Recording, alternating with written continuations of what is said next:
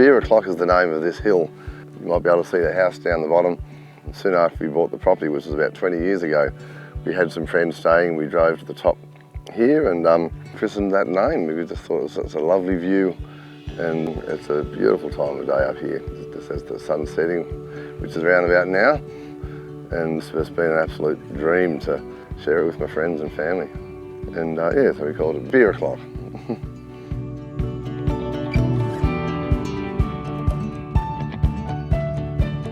My name's Rob Lennon from Gundooee Organics, and this is our family farm, Gundooee.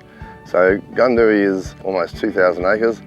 A third of that area is native timber, and about 500 hectares of it is open grazing country, native pasture like this, with trees scattered through it, which I'm trying to encourage.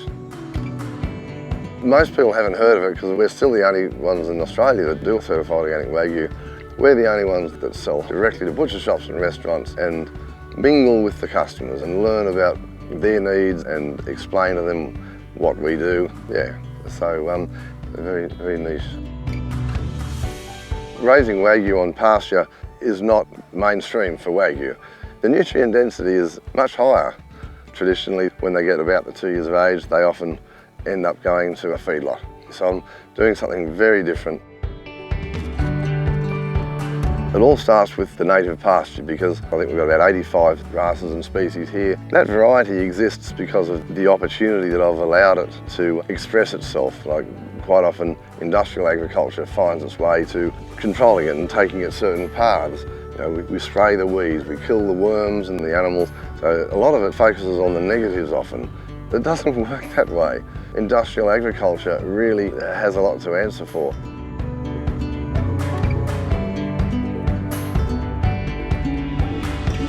I believe organics is about creating an environment for what you do want. So we want a very diverse range of deep-rooted perennial dominant pastures. Okay, well, how do we get that?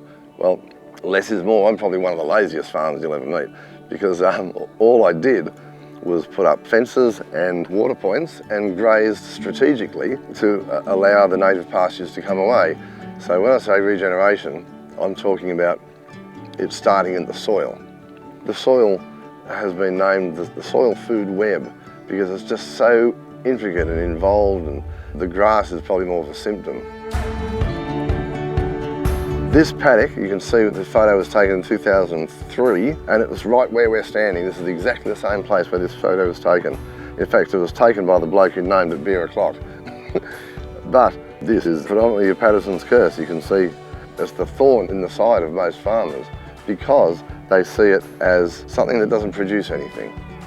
I see it very differently. I see it as a first successional species in a progression of the regeneration of native pasture. So 4 years later, you are flat out finding more than a handful of Patterson's curse, and I did nothing but change the management of the farm. And that's a case in point for there's a better way to do it. Australia's a dry continent, and the more resilience you can build into a system, the more sustainable the business and the product that it produces.